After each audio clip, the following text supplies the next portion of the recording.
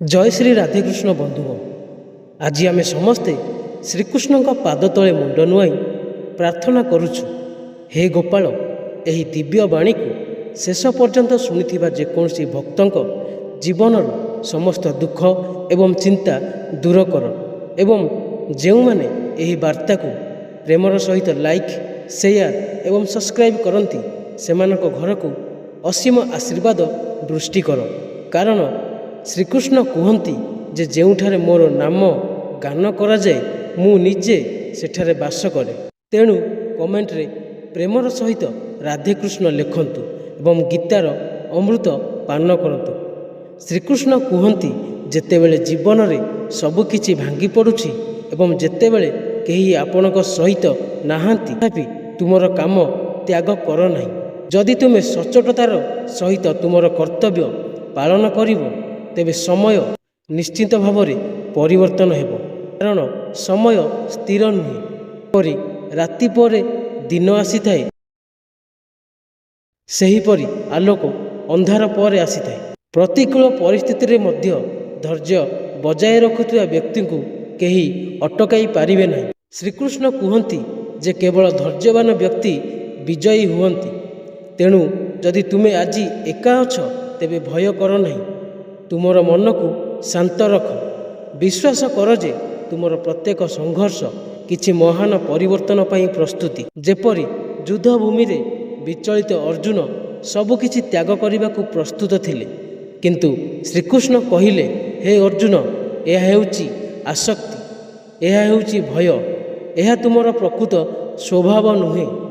ସେହିପରି ଯେତେବେଳେ ତୁମେ ଭାଙ୍ଗି ପଡ଼ିବ ମନେ ରଖ, ଏହା ତୁମର ଶେଷ ନୁହେଁ, ଏହା ତୁମର ଏକ ନୂତନ ରୂପର ଆରମ୍ଭ। ଶ୍ରୀକୃଷ୍ଣ କହିଛନ୍ତି ଯେ ମଣିଷ ତାର ବିଶ୍ୱାସ ଦ୍ୱାରା ନିର୍ମିତ। ସେ ଯେପରି ଭାବେ ସେ ସେହିପରି ହୋଇଯାଏ। ଯଦି ତୁମେ ଭାବୁଛ ଯେ ଏହା କିଛି ହୋଇପାରିବ ନାହିଁ ତେବେ କିଛି ହେବ ନାହିଁ।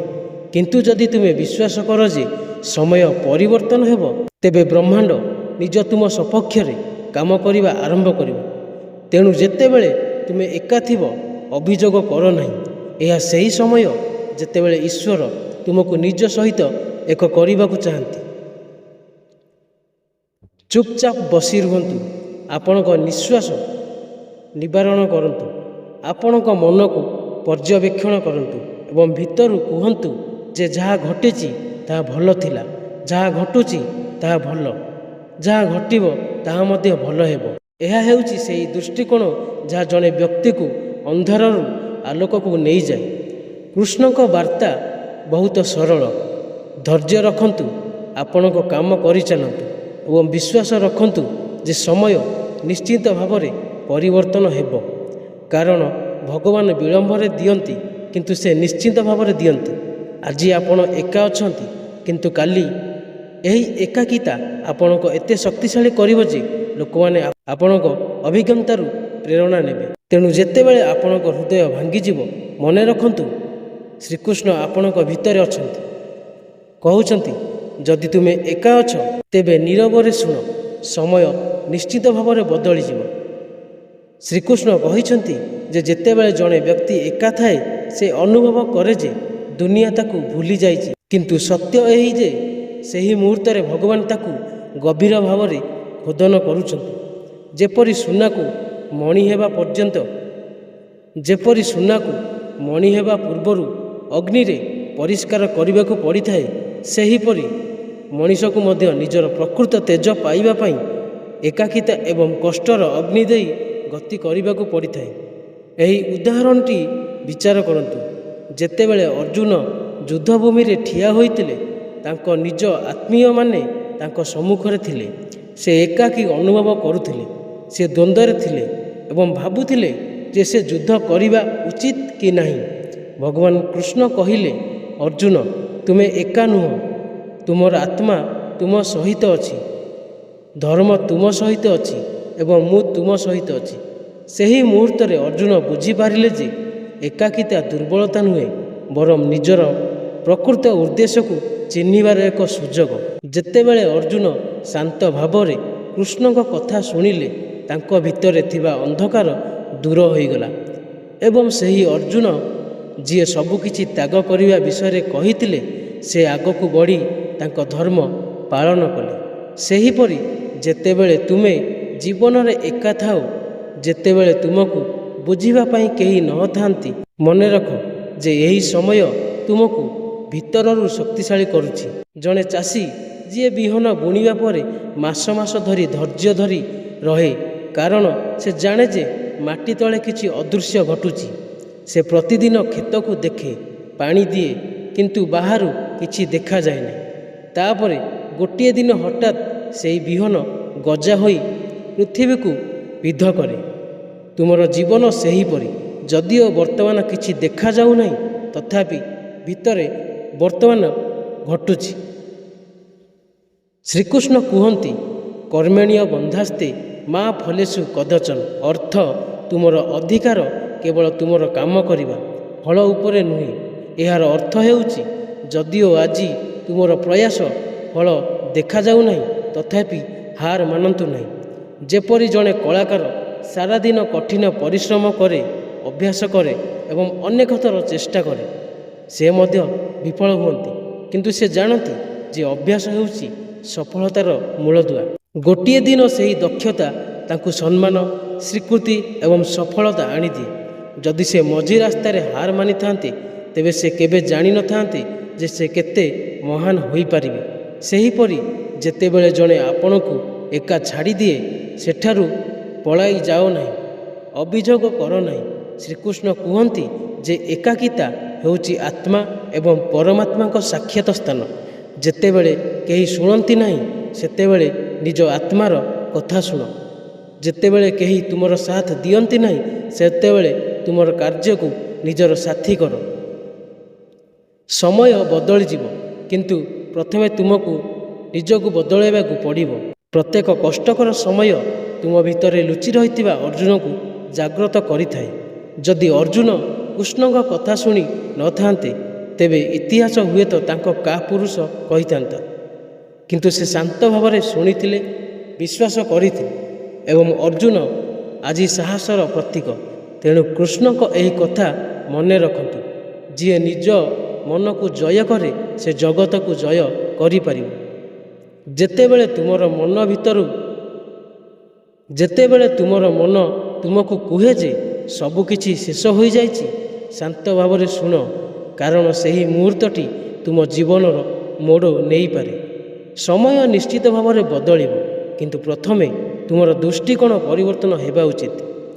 ଯେତେବେଳେ ଆପଣ ସ୍ୱୀକାର କରିବେ ଯେ ଏହି କଷ୍ଟକର ସମୟ ମଧ୍ୟ ପରମେଶ୍ୱରଙ୍କର ଯୋଜନା, ତେବେ ଜୀବନ ଧୀରେ ଧୀରେ ଆଲୋକ ଆଡ଼କୁ ଗତି କରିବାକୁ ଆରମ୍ଭ କରେ। ତେଣୁ ପରବର୍ତ୍ତୀ ସମୟରେ ଯେତେବେଳେ ତୁମେ ଏକା, ଦୁଃଖିତ କିମ୍ବା ଭାଙ୍ଗି ପଡ଼ିଥିବ ଅନୁଭବ କରୁଛ, ସେତେବେଳେ ଭାବ ନାହିଁ ଯେ ପରମେଶ୍ୱର ତୁମକୁ ପରିତ୍ୟାଗ କରିଛନ୍ତି, ବରଂ ଭାବ ଯେ ହୁଏତ କୃଷ୍ଣ ତୁମକୁ ଡାକୁଛନ୍ତି। ଏହା କହିବା ପରେ ଯଦି ତୁମେ ଏକା ଅଛ, ତେବେ ଚୁପ୍ ରୁହ ଏବଂ ଶୁଣ। ସମୟ ନିଶ୍ଚିତ ଭାବରେ ପରିବର୍ତ୍ତନ ହେବ। ଶ୍ରୀକୃଷ୍ଣ କୁହନ୍ତି ଯେ ଯେତେବେଳେ ଜଣେ ବ୍ୟକ୍ତି ଏକା ଥାଏ, ସେମାନେ ଦୁଇଟି ରାସ୍ତାରେ ଠିଆ ହୁଅନ୍ତି। ଗୋଟିଏ ହେଉଛି ଅଭିଯୋଗର ପଥ, ଯେଉଁଠାରେ ସେମାନେ ନିଜ ଭାଗ୍ୟକୁ ଦୋଷ ଦିଅନ୍ତି। ଅନ୍ୟଟି ହେଉଛି ଆତ୍ମସାକ୍ଷାତର ପଥ, ଯେଉଁଠାରେ ସେମାନେ ବୁଝନ୍ତି ଯେ ପ୍ରତ୍ୟେକ କଷ୍ଟ ଏକ ଗଭୀର ଶିକ୍ଷା ପାଇଁ ଆସିଛି। ଯେଉଁ ବ୍ୟକ୍ତି ଦ୍ୱିତୀୟ ପଥ ବାଛିଥାଏ, ସେ ଶେଷରେ ବିଜୟୀ ହୁଏ। ଉଦାହରଣ ସ୍ୱରୂପ, ଯେତେବେଳେ ଶ୍ରୀକୃଷ୍ଣ ମଥୁରା ଛାଡ଼ି ଦ୍ୱାରିକା ପାଇଁ ଚାଲିଗଲେ, ସେ ତାଙ୍କ ପିଲାଦିନ, ତାଙ୍କ ଆତ୍ମୀୟ ଏବଂ ସମଗ୍ର ସହରକୁ ପଛରେ ପକାଇଦେଲେ। ସମସ୍ତେ ଏହାକୁ କ୍ଷତି ବୋଲି ଭାବିପାରନ୍ତି, କିନ୍ତୁ ଶ୍ରୀକୃଷ୍ଣ ଜାଣିଥିଲେ ଯେ ଏହି ପରିବର୍ତ୍ତନ ଭବିଷ୍ୟତରେ ସ୍ଥିରତା ପାଇଁ ଥିଲା। ସେ ଏକାକିତାକୁ ଗ୍ରହଣ କଲେ ଏବଂ ସେଥିରୁ ଦ୍ୱାରିକା ଭଳି ଏକ ମହାନ ନଗର ସ୍ଥାପନ କଲେ। ଅନ୍ୟ ଶବ୍ଦରେ, କେତେକ ସମୟରେ ଜୀବନ ତୁମକୁ ଭାଙ୍ଗି ନଥାଏ, ବରଂ ତୁମକୁ କିଛି ମହାନ ପାଇଁ ପ୍ରସ୍ତୁତ କରିଥାଏ। ସେହିପରି ଯେତେବେଳେ ଅର୍ଜୁନ ଯୁଦ୍ଧ ପୂର୍ବରୁ ତାଙ୍କର ନିଜ ପ୍ରିୟଜନଙ୍କୁ ଦେଖନ୍ତି, ତାଙ୍କ ଭିତରେ ଥିବା ଯୋଦ୍ଧା ଭୟଭୀତ ହୋଇଯାଆନ୍ତି। ସେ ତାଙ୍କ ଧନୁକୁ ଫୋପାଡ଼ି ଦିଅନ୍ତି ଏବଂ ଘୋଷଣା କରନ୍ତି ଯେ ସେ ଯୁଦ୍ଧ କରିପାରିବେ ନାହିଁ। ସେହି ମୁହୂର୍ତ୍ତଟି ତାଙ୍କ ଜୀବନରେ ସବୁଠାରୁ ବଡ଼ ଏକାକିତା ଥିଲା। କିନ୍ତୁ ସେହି ଏକାକିତାରେ ସେ ଗୀତାରେ ଶ୍ରୀକୃଷ୍ଣଙ୍କୁ ଶିକ୍ଷା ପାଇଥିଲେ, ଯାହା କେବଳ ତାଙ୍କ ଜୀବନକୁ ନୁହେଁ ବରଂ ସମଗ୍ର ମାନବ ଜାତିର ଗତିପଥକୁ ପରିବର୍ତ୍ତନ କରିଥିଲେ। ଯଦି ଅର୍ଜୁନ ସେହି ସମୟରେ ପଳାଇ ଯାଇଥାନ୍ତେ, ତେବେ ସେ କେବେ ବି ତାଙ୍କର ସମ୍ଭାବନାକୁ ଅନୁଭବ କରିନଥାନ୍ତେ। ଶ୍ରୀକୃଷ୍ଣ ତାଙ୍କୁ ଶିଖାଇଥିଲେ ଯେ ସ୍ଥିରତା ହେଉଛି ଶକ୍ତି ଏବଂ କେବଳ ଏକ ଶାନ୍ତ ମନ ହିଁ ସତ୍ୟ ପଥ ଦେଖିପାରିବ। କୃଷ୍ଣଙ୍କ ଏହି ବାର୍ତ୍ତା ପ୍ରତ୍ୟେକ ବ୍ୟକ୍ତିଙ୍କ ପାଇଁ। ଧରାଯାଉ ଜଣେ ବ୍ୟକ୍ତି ବ୍ୟବସାୟରେ ବିଫଳ ହୁଅନ୍ତି, ତାଙ୍କ ପରିବାର ତାଙ୍କୁ ପରିତ୍ୟାଗ କରନ୍ତି ଏବଂ ସେ ଭାବନ୍ତି ଯେ ଆଉ କିଛି ବି ବାକି ନାହିଁ।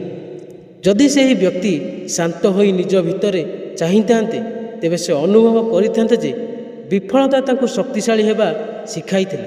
ଯେପରି ଏକ ବୀଜକୁ ଅଙ୍କୁରିତ ହେବା ପାଇଁ ପ୍ରଥମେ ମାଟିରେ ପୋତି ଦିଆଯିବା ଆବଶ୍ୟକ, ସେହିପରି ସଫଳତା ପୂର୍ବରୁ ଜଣେ ବ୍ୟକ୍ତିକୁ ପ୍ରଥମେ ଅନ୍ଧାରରେ ନିଜକୁ ଚିହ୍ନିବାକୁ ପଡ଼ିଥାଏ।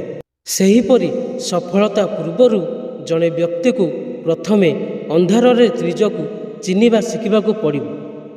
ଶ୍ରୀକୃଷ୍ଣ କହିଥିଲେ, ଯାହା ଘଟିଛି ତାହା ଭଲ ଥିଲା, ଯାହା ଘଟୁଛି ତାହା ଭଲ, ଯାହା ହେବ ତାହା ମଧ୍ୟ ଭଲ ହେବ। ଏହି ବାକ୍ୟଟି ଏକ ସରଳ ସାନ୍ତ୍ୱନା ନୁହେଁ, ଏହା ଜୀବନର ଏକ ଗଭୀର ସତ୍ୟ। ଏହାର ଅର୍ଥ ନୁହେଁ ଯେ ଆମେ କଷ୍ଟକୁ ଉପଭୋଗ କରିବା ଉଚିତ, ବରଂ ପ୍ରତ୍ୟେକ କଷ୍ଟ ଆମକୁ ଏକ ମହାନ ଉଦ୍ଦେଶ୍ୟ ଆଡ଼କୁ ନେଇଯାଏ। ଧରାଯାଉ ଜଣେ ବ୍ୟକ୍ତିଙ୍କ ସବୁଠାରୁ ପ୍ରିୟ ସମ୍ପର୍କ ଭାଙ୍ଗିଯାଏ। ସେ ଭାବନ୍ତି ଯେ ତାଙ୍କ ଜୀବନ ଶେଷ ହୋଇଯାଇଛି, କିନ୍ତୁ ସେହି ଯନ୍ତ୍ରଣା ତାଙ୍କୁ ଏତେ ପରିପକ୍ୱ କରିଦିଏ ଯେ ସେ ପରେ ଅନ୍ୟମାନଙ୍କ ଦୁଃଖକୁ ବୁଝିପାରେ ଏବଂ କାହା ଜୀବନରେ ଆଲୋକ ହୋଇଯାଏ। ଅର୍ଥାତ୍ ଯେଉଁ ଅଭିଜ୍ଞତା ପୂର୍ବରୁ ଯନ୍ତ୍ରଣାଦାୟକ ଥିଲା, ତାହା ପରେ ତାଙ୍କର ସର୍ବୋତ୍ତମ ଆଶୀର୍ବାଦ ହୋଇଯାଏ। ଶ୍ରୀକୃଷ୍ଣ କହିଛନ୍ତି ଯେ ଯିଏ ତାଙ୍କ ମନକୁ ନିୟନ୍ତ୍ରଣ କରେ ସେ ହେଉଛି ସତ୍ୟ ସାଧକ।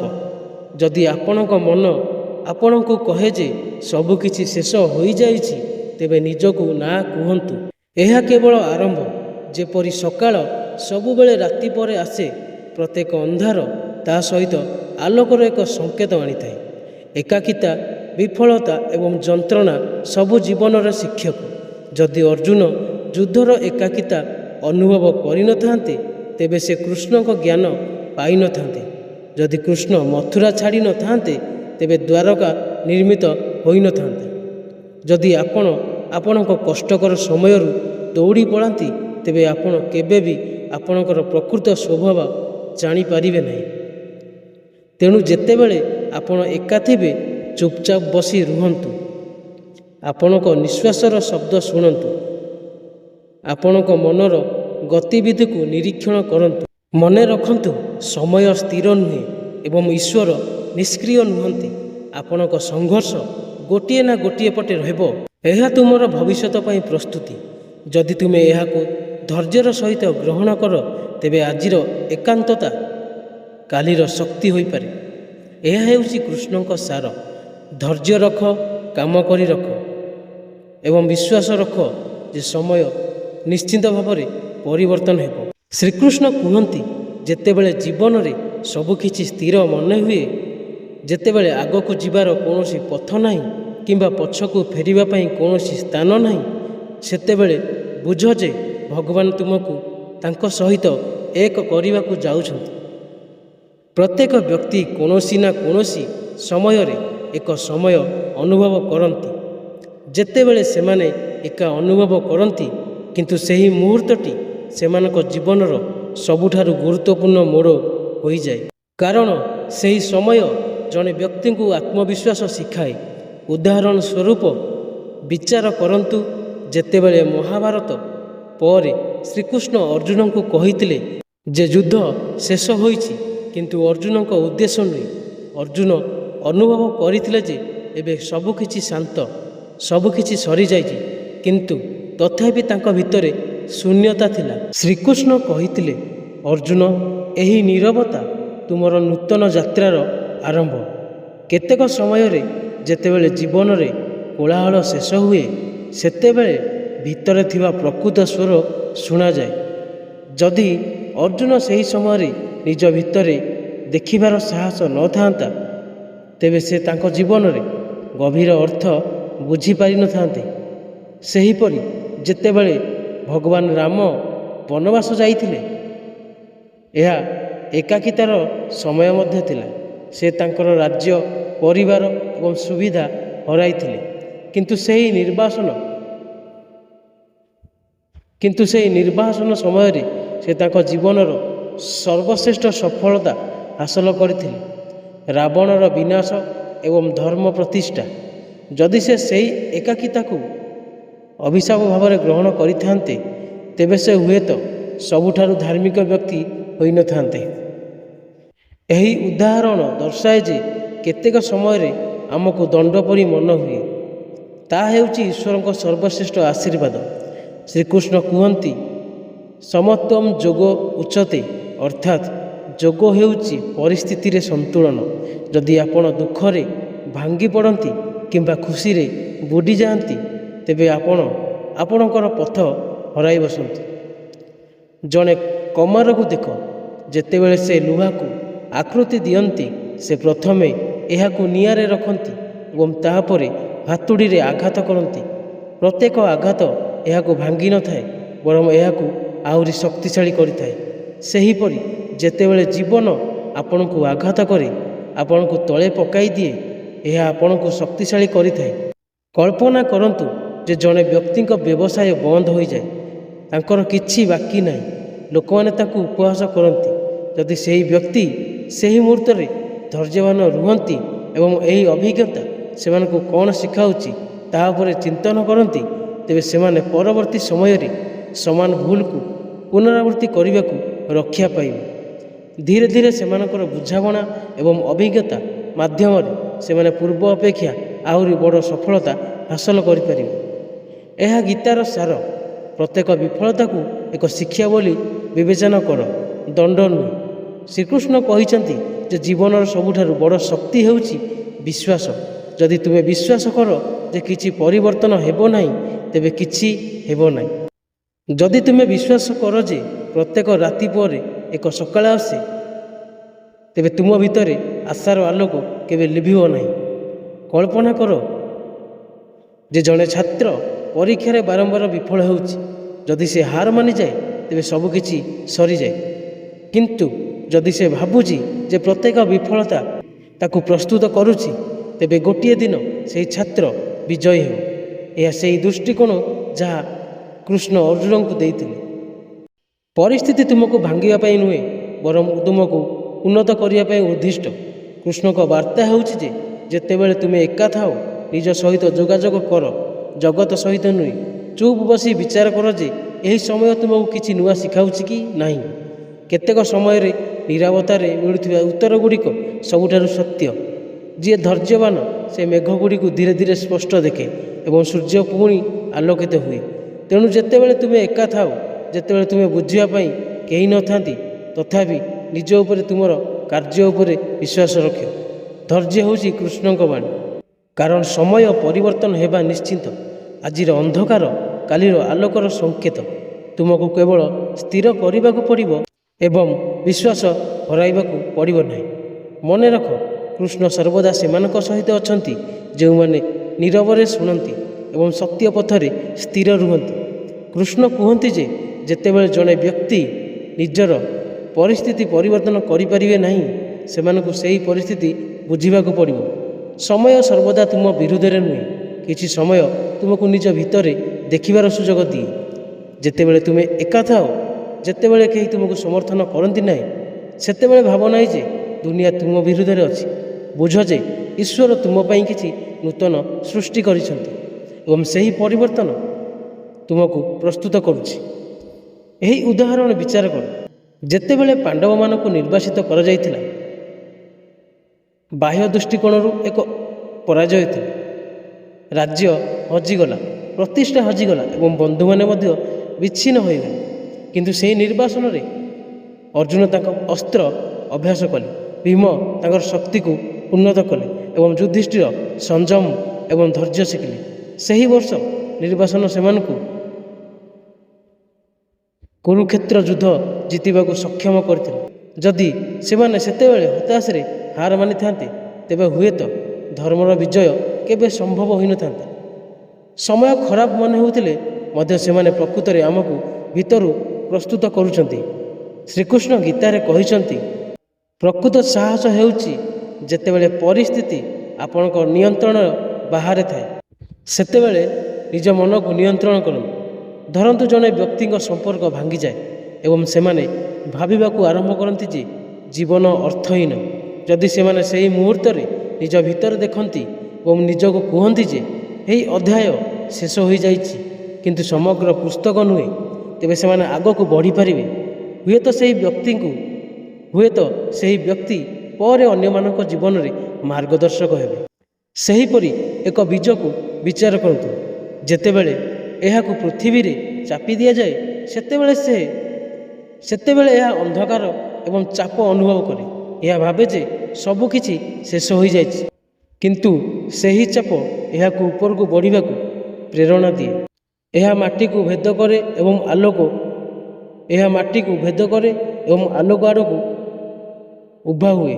ଯଦି ସେହି ମୁହୂର୍ତ୍ତରେ ବୀଜ ହାର ମାନିଥାନ୍ତା ତେବେ ଏହା କେବେ ବି ଗଛ ହୋଇପାରିନଥାନ୍ତା। ଏହା କୃଷ୍ଣଙ୍କ ବାର୍ତ୍ତା। ଯେତେବେଳେ ଜୀବନ ତୁମକୁ ଭାରାକ୍ରାନ୍ତ କରୁଛି, ବୁଝ ଯେ ଏହା ତୁମକୁ ଉପରକୁ ଉଠାଇବା ପାଇଁ ପ୍ରସ୍ତୁତ କରୁଛି। ଧର ଜଣେ ବ୍ୟକ୍ତି ଅନେକ ବ୍ୟବସାୟିକ ବିଫଳତାର ସମ୍ମୁଖୀନ ହୋଇଛନ୍ତି। ପ୍ରତ୍ୟେକ ଥର ସେ କଠିନ ପରିଶ୍ରମ କରିଛନ୍ତି କିନ୍ତୁ କୌଣସି ଫଳାଫଳ ପାଇନାହାନ୍ତି। ତାଙ୍କୁ ଉପହାସ କରାଯାଇଥିଲା, ତାଙ୍କ ପରିବାର ମଧ୍ୟ ବିଶ୍ୱାସ ହରାଇଥିଲେ। ତଥାପି ସେହି ବ୍ୟକ୍ତି ଭିତରେ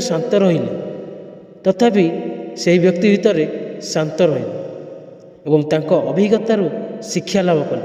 ସେ ଧୀରେ ଧୀରେ ବୁଝିବାକୁ ଲାଗିଲେ ଯେ ସେ କେଉଁଠାରେ ଭୁଲ କରୁଛନ୍ତି।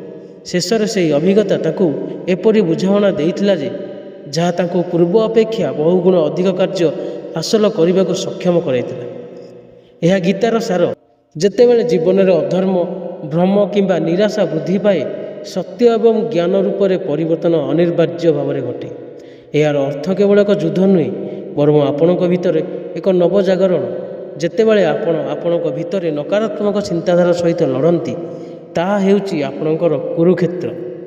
ଯେତେବେଳେ ଆପଣ ହାର ମାନିବେ ନାହିଁ, ଶାନ୍ତ ରୁହନ୍ତୁ ଏବଂ ସଠିକ୍ କାର୍ଯ୍ୟ କରନ୍ତୁ, ତାହା ହେଉଛି ଆପଣଙ୍କର ବିଜୟ। କେତେକ ସମୟରେ ଏକା ରହିବା ଆବଶ୍ୟକ, ଯାହାଦ୍ୱାରା ଆପଣ ଆପଣଙ୍କର ଦିଗ ସ୍ପଷ୍ଟ ଭାବରେ ଦେଖିପାରିବେ। ଯେପରି କିଛି ସମୟ ପରେ ମେଘ ଆଚ୍ଛାଦିତ ଆକାଶ ସଫା ହୋଇଯାଏ, ତାରାଗୁଡ଼ିକ ଅଧିକ ଦୃଶ୍ୟମାନ ହୋଇଯାଏ, ସେହିପରି ଜୀବନର ଏକାକିତା ଆପଣଙ୍କ ଭିତରେ ଲୁକ୍କାୟିତ ସମ୍ଭାବନାକୁ ପ୍ରକାଶିତ କରେ।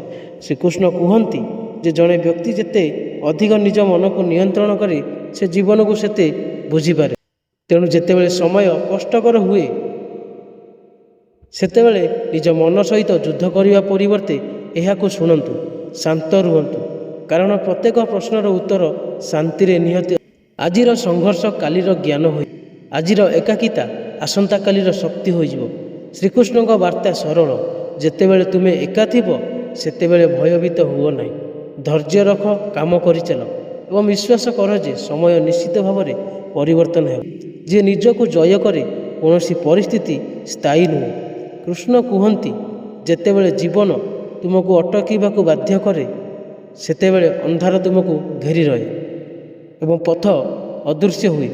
ବୁଝ ଯେ ଏହି ବିରାମ ତୁମର ବିକାଶର ଏକ ଅଂଶ। କେତେକ ସମୟରେ ଈଶ୍ୱର ତୁମକୁ ଆଗକୁ ବଢ଼ିବାକୁ ଦିଅନ୍ତି ନାହିଁ, କାରଣ ସେ ଚାହାନ୍ତି ଯେ ତୁମେ ପ୍ରଥମେ କେଉଁ ଦିଗକୁ ଯିବା ଉଚିତ ତାହା ବୁଝିବା।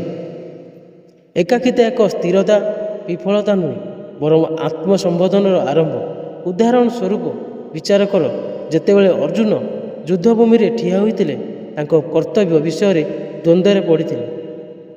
ସେ ତାଙ୍କ ମାନସିକ ଦ୍ୱନ୍ଦ୍ୱରେ ଏତେ ଫସି ଯାଇଥିଲେ ଯେ ସେ ତାଙ୍କ ଧନୁ ମଧ୍ୟ ଛାଡ଼ି ଦେଉଥିଲେ। ସେ କହିଲେ, ହେ ମାଧବ, ମୁଁ ଯୁଦ୍ଧ କରିପାରିବି ନାହିଁ। ସେହି ମୁହୂର୍ତ୍ତରେ କୃଷ୍ଣ ଯୁଦ୍ଧ ବନ୍ଦ କରିନଥିଲେ, ବରଂ ଅର୍ଜୁନକୁ ତାଙ୍କର ଅଭ୍ୟନ୍ତରୀଣ ଶକ୍ତି ବିଷୟରେ ସଚେତନ କରାଇଥିଲେ। ସେ କହିଲେ, ତୁମର ଶତ୍ରୁ ବାହାରେ ନୁହେଁ, ତୁମ ଭିତରେ ଅଛି। ଅର୍ଥାତ୍ ଅର୍ଜୁନଙ୍କର ପ୍ରକୃତ ଯୁଦ୍ଧ କୌରବମାନଙ୍କ ସହିତ ନୁହେଁ, ବରଂ ତାଙ୍କ ନିଜ ମନ ସହିତ। ଅର୍ଜୁନ ନିଜ ଭିତରର ଦ୍ୱନ୍ଦ୍ୱକୁ ଛାଡ଼ିବା ମାତ୍ରେ ତାଙ୍କର ସାହସ ଫେରି ଆସିଲା। ଏହି ଉଦାହରଣ ମାଧ୍ୟମରେ ଶ୍ରୀକୃଷ୍ଣ ଶିକ୍ଷା ଦିଅନ୍ତି ଯେ ଯେତେବେଳେ ଜୀବନରେ ସବୁକିଛି ବନ୍ଦ ହୋଇଯାଏ, ପ୍ରଥମେ ଆପଣଙ୍କର ସନ୍ଦେହକୁ ଶାନ୍ତ କରନ୍ତୁ, ତାପରେ ଦେଖନ୍ତୁ କିପରି ପଥ ସ୍ୱୟଂ ନିର୍ମିତ ହୁଏ। ସେହିପରି ସମୁଦ୍ର ମନ୍ଥନକୁ ବିଚାର କରନ୍ତୁ। ଦେବତା ଏବଂ ଦାନବ ଉଭୟ ଏକତ୍ର ସମୁଦ୍ର ମନ୍ଥନ କରିଥିଲେ। ପ୍ରଥମେ ବିଷ ବାହାରିଲା, ତାପରେ ଅମୃତ। ଯଦି ଦେବତାମାନେ ଭୟଭୀତ ହୋଇ ମନ୍ଥନକୁ ପରିତ୍ୟାଗ କରିଥାନ୍ତେ, ତେବେ ସେମାନେ କେବେ ବି ଅମୃତ ପାଇନଥାନ୍ତେ। ଜୀବନ ମନ୍ଥନ ଚାଲିଥିବା ସମୟରେ ଏହା କୃଷ୍ଣଙ୍କ ବାର୍ତ୍ତା। କଷ୍ଟ ବଢ଼ିବା ସମୟରେ ହାର ମାନନ୍ତୁ ନାହିଁ, କାରଣ ସେହି ବିଷ ଅମୃତରେ ପରିଣତ ହେବ। କଳ୍ପନା କରନ୍ତୁ, ଜଣେ ବ୍ୟକ୍ତି କଠିନ ପରିଶ୍ରମ କରି ଚାକିରି ଅର୍ଜନ କରିଥିଲେ, କିନ୍ତୁ ହଠାତ୍ କମ୍ପାନୀ ବନ୍ଦ ହୋଇଯାଏ। ସେ ଭାଙ୍ଗି ପଡ଼ିଥାଏ। ଅନୁଭବ କର ଯେ ସବୁକିଛି ଶେଷ ହୋଇଯାଇଛି। କିଛି ସମୟ ପରେ ଏକ ଛୋଟ ବ୍ୟବସାୟ ଆରମ୍ଭ କରିବାକୁ ବାଧ୍ୟ ହୁଏ। ଆରମ୍ଭରେ ସଂଘର୍ଷ ଥିଲା, କିନ୍ତୁ ଧୀରେ ଧୀରେ ବ୍ୟବସାୟ ବଢ଼ିଲା ଏବଂ ଗୋଟିଏ ଦିନ ସେହି ବ୍ୟକ୍ତି ନିଯୁକ୍ତି ପ୍ରଦାନକାରୀ ହୋଇଗଲା। ଯଦି ସେ ସେହି ସମୟରେ ହାର ମାନିଥାନ୍ତେ, ତେବେ ସେ କେବେ ଜାଣିନଥାନ୍ତେ ଯେ ତାଙ୍କ ଭିତରେ ଜଣେ ଉଦ୍ୟୋଗୀ ଲୁଚି ରହିଛି। ଶ୍ରୀକୃଷ୍ଣ କୁହନ୍ତି ଯେ ଯାହା ଘଟିଲା ତାହା ଆପଣଙ୍କୁ ଶକ୍ତିଶାଳୀ କରିବା ପାଇଁ ଘଟିଥିଲା। ଆଉ ଏକ ଉଦାହରଣ ବିଚାର କରନ୍ତୁ।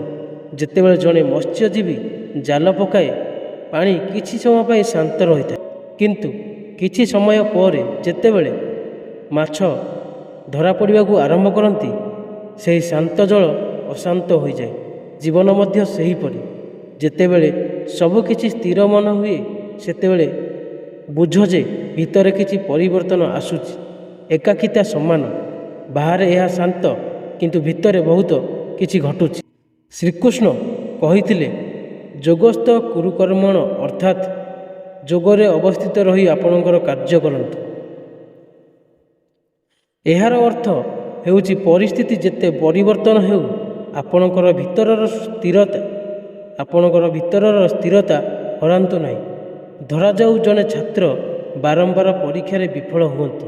ସେ କାନ୍ଦି କାନ୍ଦି ଭାଙ୍ଗି ପଡ଼ନ୍ତି, କିନ୍ତୁ ଯଦି ସେ ସ୍ଥିର ରହେ ଏବଂ ପ୍ରତ୍ୟେକ ଥର ଚେଷ୍ଟା କରେ, ନିଜର ଭୁଲକୁ ଅନୁଭବ କରି, ଗୋଟିଏ ଦିନ ସେହି ବିଫଳତା ତାଙ୍କର ସବୁଠାରୁ ବଡ଼ ଶିକ୍ଷା ହୋଇଯିବ। ସେ କେବଳ ସଫଳ ହେବ ନାହିଁ, ବରଂ ଜୀବନ ସାରା ଅନ୍ୟମାନଙ୍କୁ ଶିଖାଇ ପାରିବ ଯେ ପରାଜୟ ଶେଷ ନୁହେଁ, ବରଂ ଏହା ହେଉଛି କୃଷ୍ଣ ଶିକ୍ଷା। ସମୟ କେବେ ବି ବନ୍ଦ ହୁଏ ନାହିଁ। ତେଣୁ ଯଦି ଆପଣ ଶାନ୍ତ ରୁହନ୍ତି ଏବଂ ସଠିକ୍ କାମ ଜାରି ରଖନ୍ତି, ତେବେ ସମୟ ଆପଣଙ୍କ ସପକ୍ଷରେ ଆସିବ। ଏକାକିତା, ବାଧା ଏବଂ ବିଫଳତା ଏକତ୍ର ଜଣେ ବ୍ୟକ୍ତିକୁ ସେହି ଗନ୍ତବ୍ୟସ୍ଥଳ ପାଇଁ ପ୍ରସ୍ତୁତ କରନ୍ତି ଯାହା ପାଇଁ ସେ ଜନ୍ମ ହୋଇଛି। ଯଦି ଆପଣ ସେମାନଙ୍କୁ ଭୟ କରନ୍ତି, ତେବେ ଆପଣ ଆପଣଙ୍କ ଭାଗ୍ୟରୁ ଦୂରେଇ ଯିବେ। କିନ୍ତୁ ଯଦି ତୁମେ ସେମାନଙ୍କୁ ଗ୍ରହଣ କର, ଏହି ଅସୁବିଧା ଗୁଡ଼ିକ ତୁମର ଶକ୍ତି ହୋଇଯିବ। ତେଣୁ ଯେତେବେଳେ ସବୁକିଛି ବନ୍ଦ ହୋଇଗଲା ପରି ମନେ ହୁଏ, ଦୌଡ଼ ନାହିଁ, ଅଟକି ଥାଅ ଏବଂ ଚିନ୍ତା କର। ଶ୍ରୀକୃଷ୍ଣଙ୍କ କଥା ମନେ ରଖ, ଶାନ୍ତ ରୁହ, କାମ କରିଚାଲ, ବିଶ୍ୱାସ ରଖ। ସମୟ ନିଶ୍ଚିତ ଭାବରେ ପରିବର୍ତ୍ତନ ହେବ, କାରଣ ଯେତେବେଳେ ତୁମେ ସ୍ଥିର ହେବ, ସେତେବେଳେ ହିଁ ବ୍ରହ୍ମାଣ୍ଡ ତୁମ ସପକ୍ଷରେ ଗତି କରିବା ଆରମ୍ଭ କରିବ। ଭଗବାନ ଶ୍ରୀକୃଷ୍ଣ ଅର୍ଜୁନଙ୍କୁ କହିଛନ୍ତି ଯେ ଜଣେ ବ୍ୟକ୍ତି ଯେତେବେଳେ ନିଜ ମନକୁ ନିୟନ୍ତ୍ରଣ କରେ, ସେତେବେଳେ ସେ ସର୍ବୋତ୍ତମ ବିଜୟ ହାସଲ କରେ। ମନକୁ ନିୟନ୍ତ୍ରଣ କରିବା ସହଜ ନୁହେଁ, କିନ୍ତୁ ଏହା ଅସମ୍ଭବ ନୁହେଁ। ଏହା ସମର୍ପଣ, ଧୈର୍ଯ୍ୟ ଏବଂ ନିରନ୍ତର ଅଭ୍ୟାସ ଦ୍ୱାରା ସମ୍ଭବ। ଉଦାହରଣ ସ୍ୱରୂପ, ଜଣେ ଛାତ୍ରଙ୍କୁ ପରୀକ୍ଷା ପାଇଁ ପ୍ରସ୍ତୁତ ହେଉଥିବା ବିଷୟରେ ବିଚାର କରନ୍ତୁ। ତାଙ୍କ ଚାରିପାଖରେ ଅନେକ ଆକର୍ଷଣ ଅଛି। ମୋବାଇଲ ଫୋନ୍, ମନୋରଞ୍ଜନ, ବନ୍ଧୁମାନଙ୍କ ସହିତ କଥାବାର୍ତ୍ତା, ସାମାଜିକ ଗଣମାଧ୍ୟମ ଇତ୍ୟାଦି। ଯଦି ସେ ପ୍ରତ୍ୟେକ ଥର ଏହି ଆକର୍ଷଣର ଶିକାର ହୁଏ, ତେବେ ତାଙ୍କ ମନ ବିଚରଣ କରିବ ଏବଂ ତାଙ୍କର ଲକ୍ଷ୍ୟ ଅପୂର୍ଣ୍ଣ ରହିବ।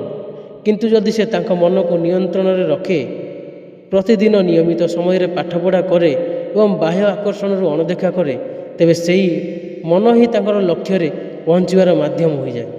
ଏହା ହେଉଛି ଭଗବାନ କୃଷ୍ଣଙ୍କ ଉପଦେଶ। ମନକୁ ନିୟନ୍ତ୍ରଣ କର, ତେବେ ହିଁ ତୁମେ ସଫଳତା ଏବଂ ଶାନ୍ତି ଉଭୟ ପାଇବ। ଅନ୍ୟ ଏକ ଉଦାହରଣ ଭାବରେ ଜଣେ ଚାଷୀଙ୍କୁ ଦେଖ। ସେ ପ୍ରତିଦିନ ତାଙ୍କ କ୍ଷେତକୁ ଯାଆନ୍ତି, ଖରା ହେଉ କି ବର୍ଷା। ସେ ଜାଣେ ଯେ ଯଦି ସେ ଆଜି କଠିନ ପରିଶ୍ରମ ନ କରନ୍ତି, ତେବେ ତାଙ୍କର ଫସଲ ବଢ଼ିବ ନାହିଁ।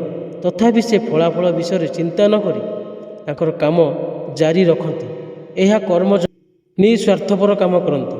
କୃଷ୍ଣ କୁହନ୍ତି, ତୁମର କର୍ମର ଫଳ ଲୋଭ କର ନାହିଁ, କାରଣ ଫଳାଫଳ ତୁମର ନିୟନ୍ତ୍ରଣରେ ନାହିଁ। କେବଳ କର୍ମ ନିଜେ ତୁମ ହାତରେ। ଜଣେ ବ୍ୟକ୍ତି ବ୍ୟବସାୟରେ କାମ କରନ୍ତି। ଯଦି ସେ ପ୍ରତିଦିନ ଲାଭ ଏବଂ କ୍ଷତିର ଚିନ୍ତାରେ ବ୍ୟସ୍ତ ରୁହେ, ତେବେ ତାଙ୍କର ମନ କେବେ ସ୍ଥିର ରହିବ ନାହିଁ। କିନ୍ତୁ ଯଦି ସେ ସମ୍ପୂର୍ଣ୍ଣ ହୃଦୟର ସହିତ କାମ କରେ ଏବଂ ଫଳାଫଳକୁ ଈଶ୍ୱରଙ୍କ ଉପରେ ଛାଡ଼ିଦିଏ, ତେବେ ତାଙ୍କର ମନ ଶାନ୍ତ ରହିବ ଏବଂ ତାଙ୍କର ନିଷ୍ପତ୍ତି ନେବାର ଶକ୍ତି ବୃଦ୍ଧି ପାଇବ। ଏହା ଗୀତାର ପ୍ରକୃତ ବାର୍ତ୍ତା। ତୁମର କାମ କର, କିନ୍ତୁ ସେଥିରେ ଆସକ୍ତ ହୁଅ ନାହିଁ। କୃଷ୍ଣ ଏହା ମଧ୍ୟ କହିଛନ୍ତି, ଯିଏ ନିଜ କାର୍ଯ୍ୟରେ ସମର୍ପଣ ଏବଂ ସନ୍ତୁଳନ ବଜାୟ ରଖେ, ସେ ଜଣେ ପ୍ରକୃତ ଯୋଗୀ। ଯେପରି ନଦୀ ସମୁଦ୍ରରେ ମିଶିବା ପରେ ଶାନ୍ତ ହୋଇଯାଏ, ସେହିପରି ଜଣେ ବ୍ୟକ୍ତି ନିଜର ଅହଙ୍କାର ଏବଂ ଇଚ୍ଛାକୁ ପରିତ୍ୟାଗ କରେ, ତାଙ୍କ ଜୀବନ ସନ୍ତୁଳିତ ଏବଂ ସୁଖୀ ହୋଇଥାଏ। ତେଣୁ ବନ୍ଧୁଗଣ, ଯଦି ଆପଣଙ୍କୁ ଭିଡ଼ିଓଟି ପସନ୍ଦ ଆସିଛି, ଦୟାକରି ଏହାକୁ ଲାଇକ୍ କରନ୍ତୁ, ଚ୍ୟାନେଲକୁ ସବସ୍କ୍ରାଇବ୍ କରନ୍ତୁ ଏବଂ କମେଣ୍ଟରେ ଜୟ ଶ୍ରୀ ରାଧେ କୃଷ୍ଣ ଲେଖନ୍ତୁ।